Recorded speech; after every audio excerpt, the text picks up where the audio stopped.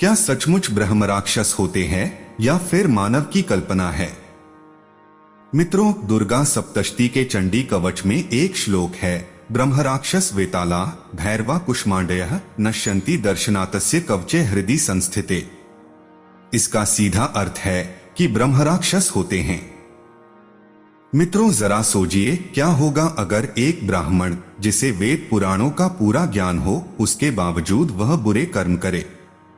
क्या होगा अगर एक ब्राह्मण जो मंत्रों का ज्ञान रखता हो, अपने मंत्र किसी का बुरा या वशीकरण करने में प्रयोग करे? अगर कोई ब्राह्मण जिसे भगवान के करीबी माना जाता है, जिन्हें दूसरों को शिक्षा और विद्या देने का कार्य खुद ब्रह्मा ने सौंपा हो, वो ही अपना कार्य सही से न करे, दी गई शक्तियों का गलत इस्तेमाल करे, तो ऐसा आदमी बन जाता है ब्रह्मा राक्षस। लेकिन वो कैसे बनता है, आपको आज के इस वीडियो में बताते हैं कि क्या है ब्रह्म राक्षस, कौन बनते हैं ब्रह्मा राक्षस और क्या ये पिशाच योनि के सबसे खतरनाक पिशाच है। आखिर ब्रह्मा राक्षस से छुटकारा पाना इतना कठिन क्यों है?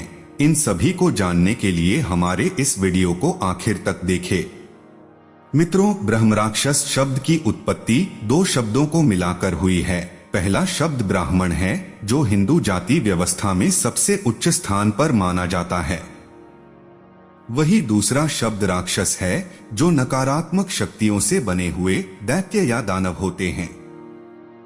इस तरह से ब्रह्म राक्षस का अर्थ है ब्राह्मण दानव होता है। ब्रह्म राक्षस उन ब्राह्मणों का भूत होता है जिन्होंने अपने जीवन काल में बहुत ही बड़े पाप किए हो, जिन्होंने दूसरों का बुरा किया हो।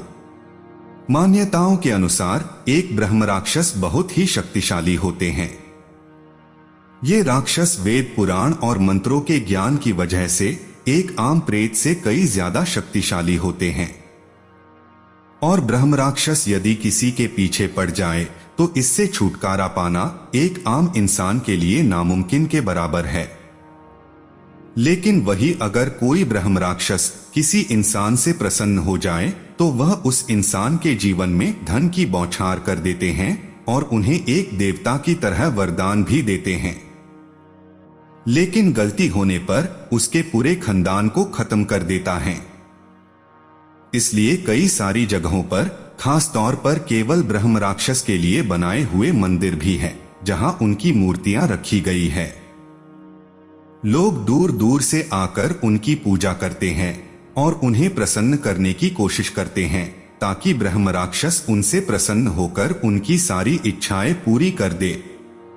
हिंदू धर्म के अनुसार एक मनुष्य के मरने के बाद उसका विभाजन उसके कर्म के अनुसार होता है। यानी जब किसी व्यक्ति की मृत्यु होती है तो सबसे पहले वह भूत बनता है। इसी क्रम में आगे बढ़ने पर ब्रह्म राक्षस बनते हैं। वे अपने पिछले जन्म की यादों के साथ साथ वेद और पुराणों का ज्ञान अपनी यादों में सहेज कर रखते हैं। अगर देखा जाए तो इनका आधा हिस्सा ब्रह्मा यानी देव होता है और आधा हिस्सा दैत्य यानी दानव का होता है। ब्रह्म राक्षस उन आत्माओं को कहा जाता है जो उच्च ब्राह्मण जाति में जन्म लेते हैं, वेद पुराण का ज्ञान प्राप्त करते हैं, पूजा पाठ करके सिद्धियां प्राप्त करते हैं, परंतु ज्ञानी होने उसके बावजूद वह बुरे कर्म करते हैं, या फिर वह अपने जन्म से लेकर अपनी मृत्यु तक ऐसे घोर पाप करते हैं जो एक ब्राह्मण के लिए बिल्कुल उचित नहीं है और ना ही ऐसे काम को अच्छा कर्म माना जाता है। वे लोग जो अपनी ज्ञान और प्रतिभा का प्रयोग समाज कल्याण के बजाय अपनी निजी स्वार्थ या गलत कामों के लिए करते हैं, ऐसे लोग ही मरने के बाद अपने ज्ञान और प्रतिभा के कारण ब्रह्म राक्षस बनकर अपनी सजा भुगतते हैं। तब ऐसा व्यक्ति ब्रह्म राक्षस बनता है। लेकिन अब इसका मतलब यह नहीं है कि हर ब्राह्मण जिसने बुरे कर्म किए हो वह ब्रह्मा राक्षस बन ही जाए, क्योंकि इसके लिए उसके पास वेदों का संपूर्ण ज्ञान और उन पर सिद्धि प्राप्त होनी बहुत जरूरी है। जिस प्रकार रावण को वेदों और वेदांग का ज्ञान होने के साथ साथ उसे कई विधाओं में सिद्धि प्राप्त थी, यहाँ तक कि उसने अपने तप से भगवान शिव के कैलाश पर्वत को हिला के रख दिए था और अपनी शक्तियों से बहुत बुरे कर्म करे। इसी प्रकार की ब्राह्मण की आत्माएं आगे जाकर ब्रह्मा राक्षस बनता है। ब्रह्म राक्षस का उल्लेखन भागवत गीता में भी दिया गया है। भगवत गीता महात्म्य के चैप्टर 6.182 में ब्रह्म राक्षसों का जिक्र है। गीता के लेखन के अनुसार कुशीवाला नाम का एक ब्राह्मण था जिसे वेदों और वेदांगों का संपूर्ण ज्ञान था। साथ ही वह ब्राह्मण सभी मंत्र अच्छे से जानता था और सभी पुराणों का ज्ञान रखता था। वह ब्राह्मण आचरण से अच्छा था, परंतु उसकी पत्नी का आचरण दुष्ट प्रवृत्ति का था और वो ब्राह्मण अच्छा होने के बावजूद अपनी पत्नी की बातें मानकर जो वो कार्य करने को बोले वो करता था।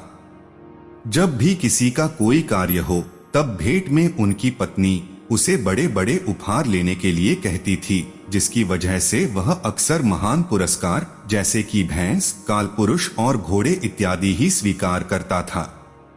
अपनी पत्नी के साथ साथ उसमें लालच आ गया था। जो भी उन्हें भेंट के तौर पर मिलता वह उन वस्तुओं को कभी भी दूसरे ब्राह्मणों को नहीं देते थे।